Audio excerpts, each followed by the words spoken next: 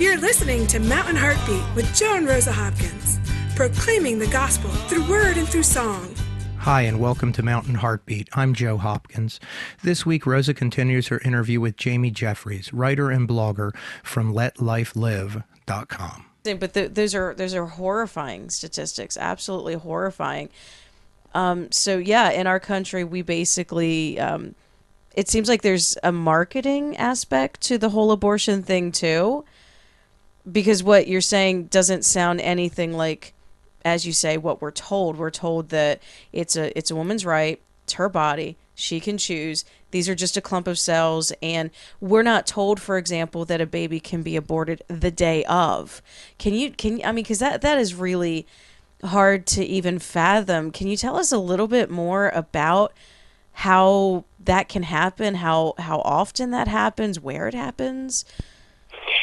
Yeah, so for the late-term cases, there are states that have restrictions and bans on abortion on gestational limits.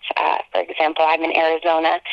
We have a legal limit at around 20 to 24 weeks, but there are exceptions. So the health of the mother is an exception. So if a woman is, say, 38 weeks pregnant and she gets diagnosed with cancer, she can say, I have to start my cancer treatments immediately. These treatments will kill the fetus, so I'm going to get an abortion right now. She can use her diagnosis as a reason to abort her baby.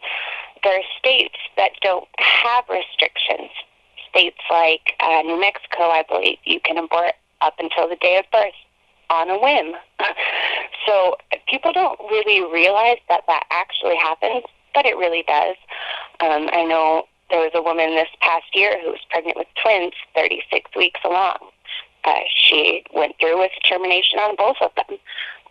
At 36 weeks, both of those babies were fully capable of living outside of the womb.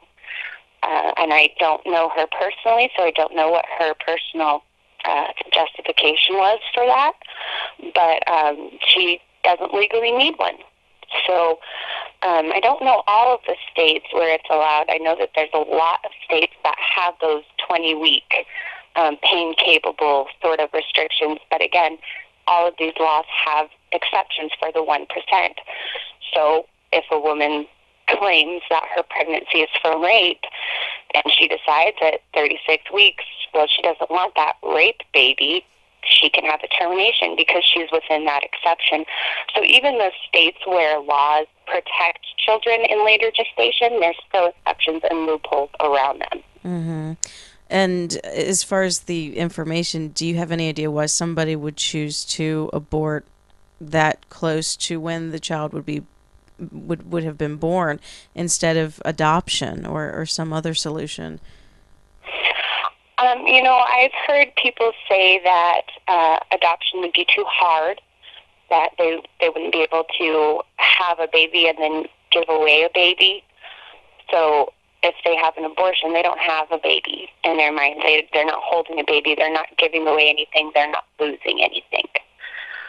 I've also heard women say that they feel that children who are adopted have long-term issues, abandonment issues or mental problems. And that's just completely false. I have heard from people, I'm grateful to be alive rather than aborted. It's much better to give your child an opportunity.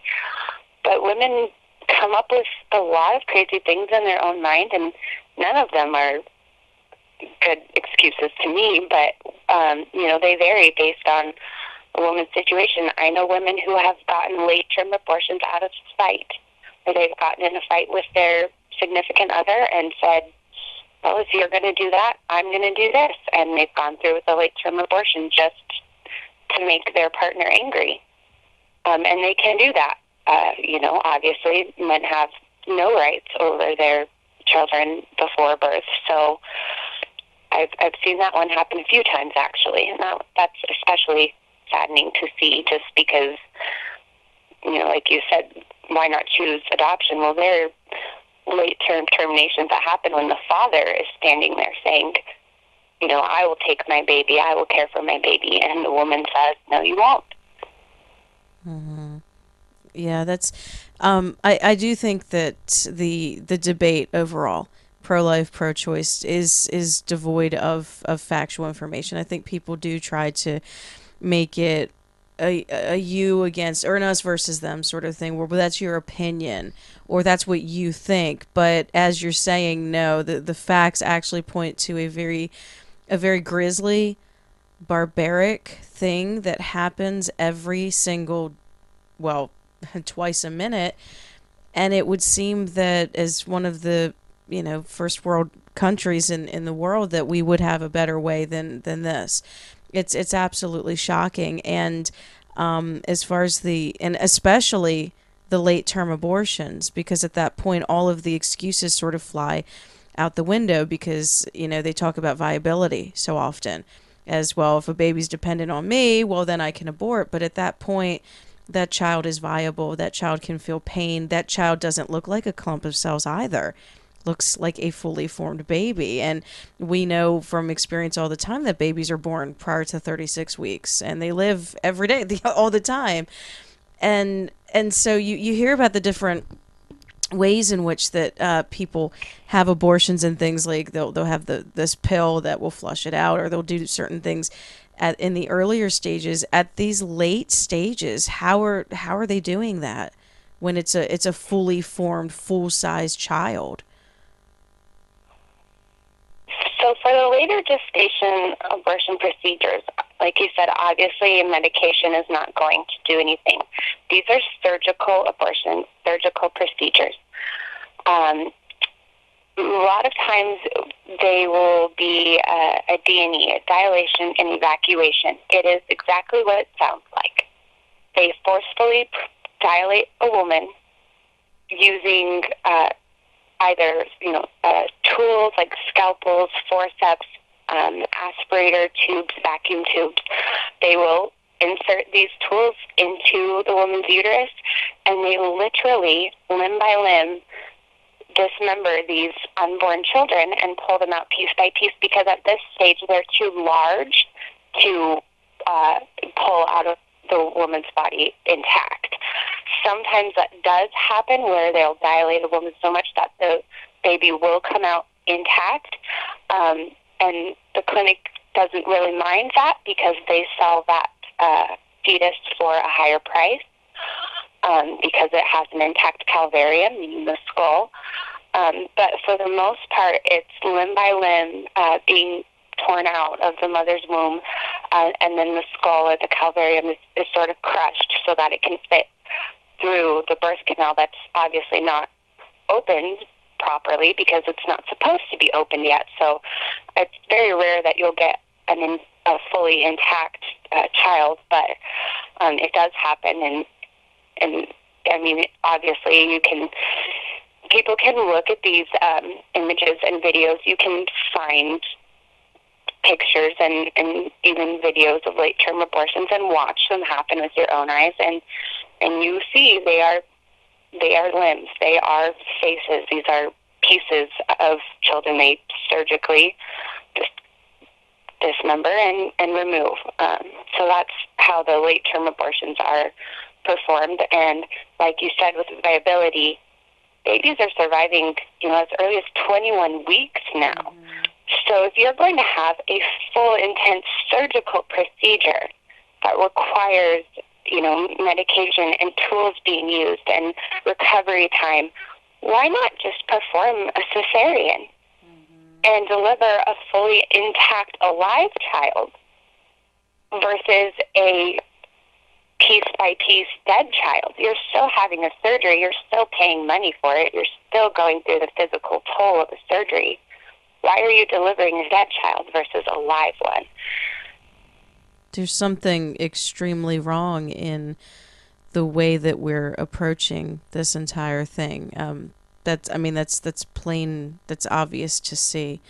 I had seen a video of, and I don't know that much about how they do all the different abortions and what have you, but I did see a video of what looked like a fully formed child delivered, what would look like a normal delivery, and then they stuck scissors in the back of the child's neck. Right, and that's a partial birth abortion.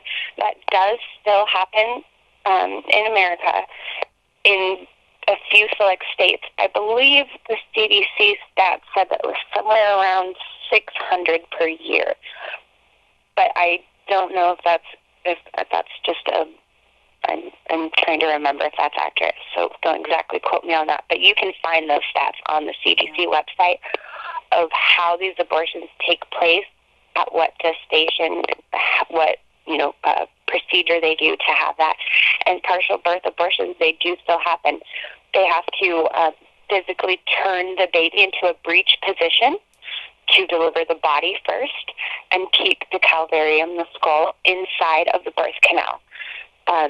Because if they have the entire baby come out, then it's a live child on a table, and putting the scissors in the base of their skull and snipping the spinal cord would be considered first-degree murder. So if they keep the head inside the mom's body, then they can go ahead and use the scissors to snip the spinal cord at the base of the skull, and then they'll go ahead and pull the head out as well. And that is considered an abortion because the baby's head is still in the mom's body. That is the most rare form of abortion. It doesn't happen a lot because it's risky in the sense of the baby's head might come out and then, oops, we have an alive baby. What are we going to do with it? Mom doesn't want to risk having an alive baby. No. And so, it seems like it's about doing this within the law. Nobody wants to go to jail for being a murderer, but at the same time, they want to commit this abortion and have it fall somehow within the legalities. And so it's I think, a very important work that you're doing. I think the education is the key thing because it's very theoretical, I think, for a lot of people, and it's not clearly understood. But when you're laying it out, it's absolutely it's horrifying and shocking what it is that this entire thing is, and the fact that it's still legal in any of its forms. And so is there anything that you would say? Thank you for joining us this week on Mountain Heartbeat. That's all the time we have for this week. However, Rosa will be concluding this interview with Jamie Jeffries next week, same channel, same time. You can also find this and other fine programming on soundcloud.com/Rosa Hopkins. You can find Jamie Jeffries on LetLifeLive.com. You can find Rosa's blog on GutsyChristianity.com, or you can find us on JoeAndRosaHopkins.com. You can also find these programs and other fine music videos on YouTube.com/JoeAndRosaHopkins. I would certainly encourage you to check out Jamie Jeffries' site. Once again, that's LetLifeLive.com. And join us again next week, same channel, same time on Mountain Heartbeat. Thank you very much, and goodbye.